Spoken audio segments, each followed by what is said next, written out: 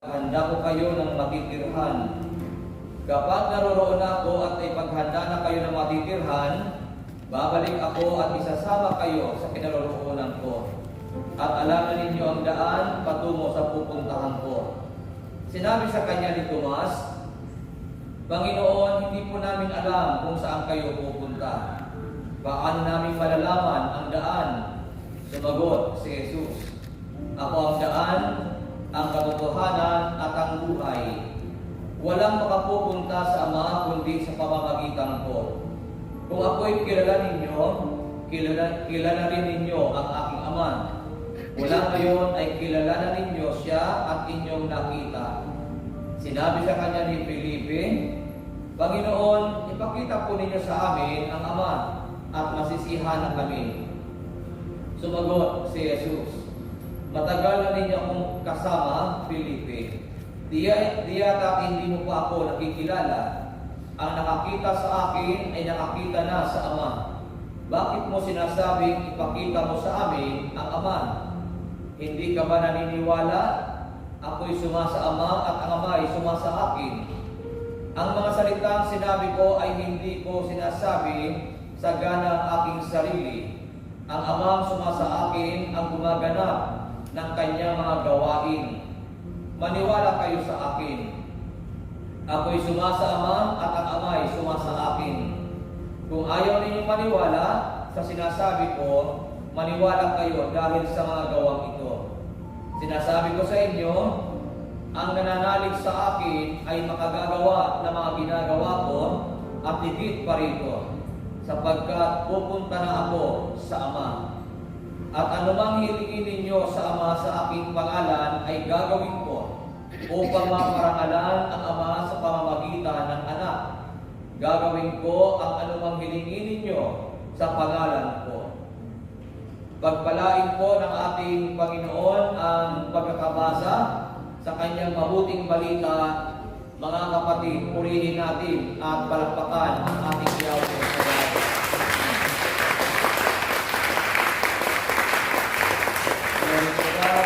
Glory to Christ Jesus. At dalangin ko lagi sa Diyos na kayong lahat ay laging abutin ng mapagpalang kamay ng Panginoon. Amen. Huwag kayong biguin ng Diyos. Amen ba? May mga kahilingan ba kayo? Amen. Sabi ng Bible na binasa natin, huwag mo na kayo makukuha.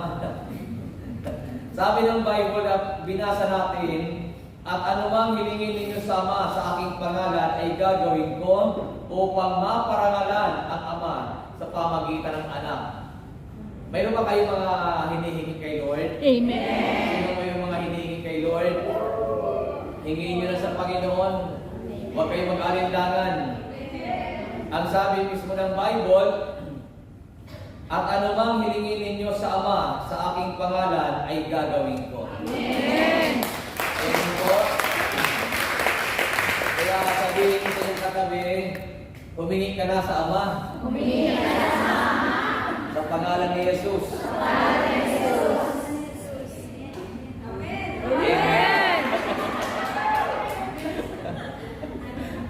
Huwag kayong mag-alinlangan kasi alam niyo po minsan kapag tayo napadala sa ating mga nararamdaman at ating mga nararanasan, talo tayo. Lagi kayong manalig kay Jesus. Lagi nating sinasabi na ang Diyos ay laging may magagawa sa buhay natin. At yun ang totoo. Amen ba? Na ang Diyos ay mayroong magagawa sa buhay ng tao. Kaya sabihin mo sa katabi mo, huwag kang mag-alinlangan. May gagawin ang Diyos sa buhay mo. Amen ba? Kaya sabihin nyo rin sa katabi nyo, angkinin mo na. Angkinin mo na. Answer prayer ka na. Angkinin nyo na, answer prayer ka na. Iba kanta yun, ano? Kaya makakaw tayo at tayo ay makinig ng mabuti. So dito, sabi ng Bible, kung babalikan natin ang ating pagbasa, Kasi ito po ay kukunin ko yung ating pagninilayan, kukunin ko sa talatang 6. Sabi ng Bible, sumagot si Jesus, "Ako ang daan, ang katotohanan at ang buhay. Walang makapupunta sa Ama kundi sa pamamagitan ko." Lahat nadaan kay Jesus. Amen ba? Sa lupa, lalo sa Pilipinas, dumadaan sa pulis bago makarating sa atin. At pag dumaan sa pulis, may bawas. Amen ba? Pagdating dito sa banal na kasulatan, sa spiritual na usapin, lahat ay dadaan kay Jesus Christ. At ang lahat ang dadaan sa Panginoon, tiyak, tagumpay.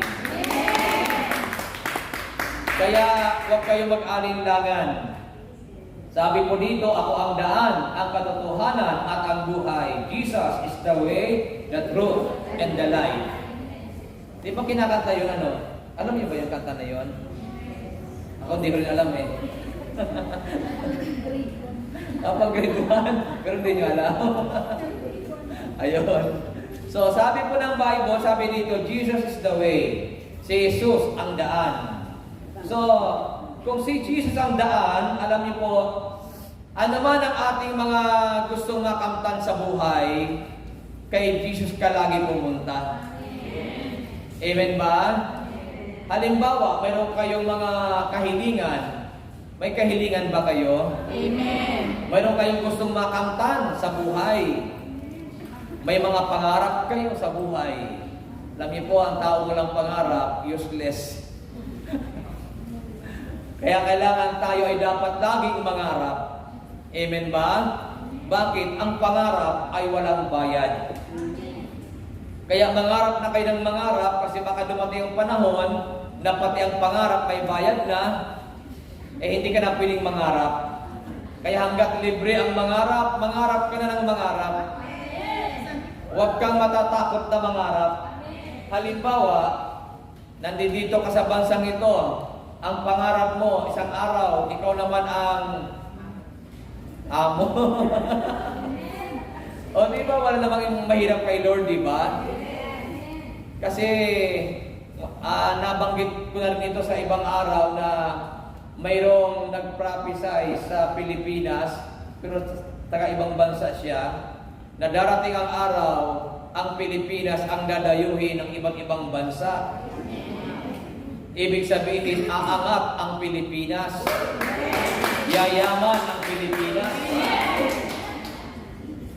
Naniniwala kayo doon? Amen. At kapag ang Pilipinas ay yumaman na, hindi na kayo mga ibang bansa. Amen. Alam niyo ngayon, kapag masipag ka sa Pilipinas, talo kang kinikita sa ibang bansa kapag nasa Pilipinas ka.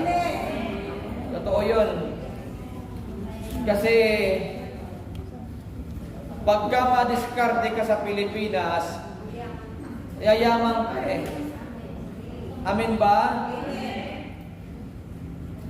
Ang isang mga anak ko, yung aking pangalawa, sabi ko sa kanya, mag-abroad ka para kumita ka. Alam niya, sabi niya, hindi ko kailangan mag-abroad. Ayaw niya mag-abroad. Ang ginawa niya, nagtayo ng negosyo. Kaya may business siya ngayon, yung mga solar system. At yung mga fire protection sa mga building, yun ang kanyang business. So, ayaw niya mag-abroad. Ang kanyang katwiran ay ganito, mag-a-abroad ako, gagamitin lang nila yung talino ko. Amen. Gagamitin lang nila ako. Kaya sabi ng aking anak, ako ang gagamit ng aking talino. Kasi naging engineer siya ng planta, isang planta sa Pilipinas, hindi ko babanggitin ko anong planta. Kasi pag binanggit ko, magbabayad sila sa akin. Commercial yun eh. So, ayaw siyang pakawalan ng planta na kanyang pinasukan.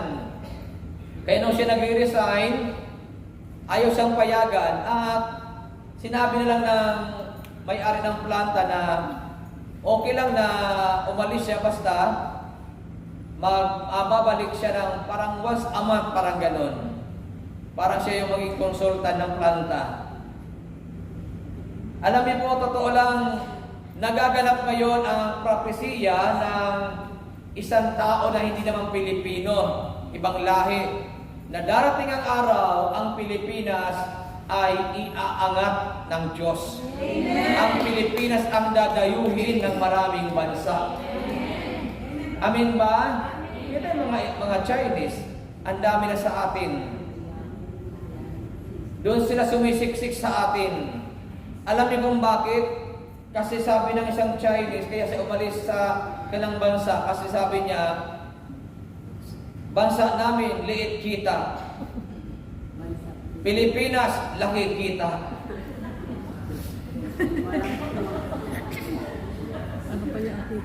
Gising ba kayo? Napunta sa Mabini, yung Chinese. Sabi niya, hindi lang laki kita, lahat kita. Ay, iba pala yun, sabi ni sister. Iba pala yun. Kaya tingnan nyo, ang daming mga Chinese sa atin, nagsisiksikan sila doon. Yung Spratly Island, kinukuha na nila. Kaya dapat, magpayaman kayo ng pagpayaman dito. Pag uwi nyo ng Pilipinas, magtayo kayo ng negosyo doon. Para makapawi-bawi naman kayo. Para pag may negosyo na kayo, mga Chinese naman, nakunin yung katulong.